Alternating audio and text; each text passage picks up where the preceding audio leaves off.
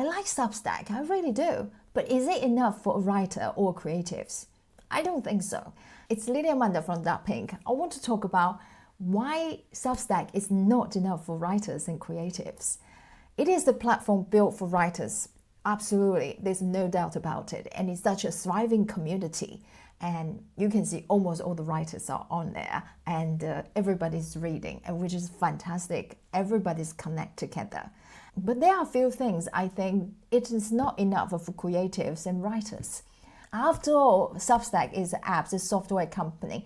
They control everything you do.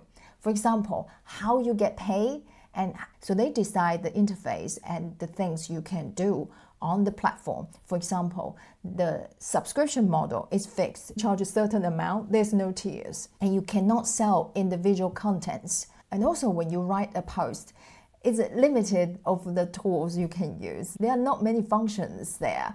It's not as flexible as you have your own website with WordPress. WordPress is open source, so basically everybody can go in to change the code and to do anything they want. There's a lot of flexibility. You can have a membership, you can charge however you want and have different tiers, and there are just infinite options and choices you can do on a WordPress website. I know the argument is Substack is so easy to get onto, right? I have tutorials about Substack. In the beginning, it might be complicated for you to get to know the environment, but once you watch my video, you'll get on all right. After you use for a while, it's very easy for you to get on with the platform. And I would say it's the same as WordPress. I mean, nowadays, not the olden day. The olden day, I would say it's quite complicated, and most of the people won't be able to build a website for themselves, so they always have to hire someone. I think everyone those days have to hire someone to build a website for them, because having a website or e-commerce store, online shop, it's just too much in those days. But nowadays, with AI's help, everything is integrated, everything is done automatically. All you have to do is to decide what you want and select the options. And that's how you can build a WordPress website these days.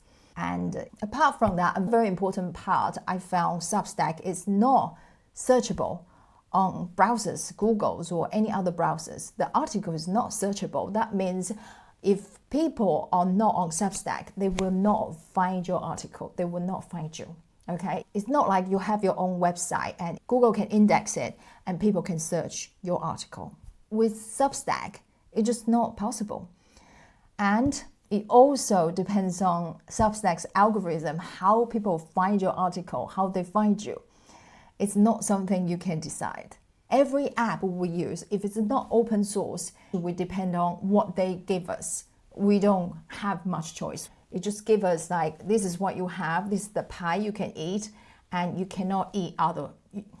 How do I explain? It's just like all the social media and platforms, how they build is what they serve you. That is all you can have in the menu. We don't do anything outside the menu. That's basically what they do. And they just didn't tell us so bluntly, but that's the fact. So you might find there are lack of features and options. That's the drawback, that's the downside of Substack.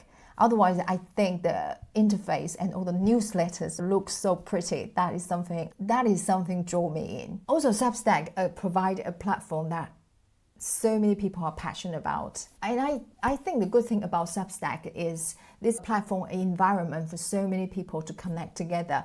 And that's very valuable.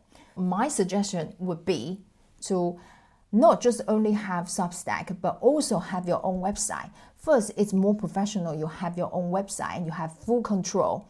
And people can search on internet for your article and find you. And fourth, you own everything. You own all the articles and nobody can do anything.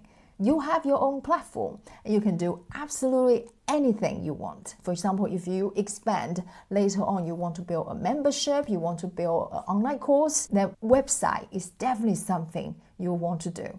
And I'm not talking just about any website, I'm talking about WordPress. And WordPress nowadays is so easy to build. With Hostinger, you can almost just go on and choose a template and your website will be built. And you can take a look at this website. I just built this one within 10-15 minutes. It's everything just done. Very basic, but it's got everything, right?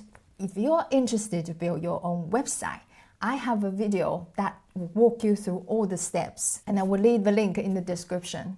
So these are my thoughts, and I really want to encourage you to have your own website. It's not as difficult as you think. It's very easy. Everyone can do it. It's Lydia Amanda. If you find this video helpful, please give it a thumbs up and subscribe to my channel. And I'll talk to you in the next video.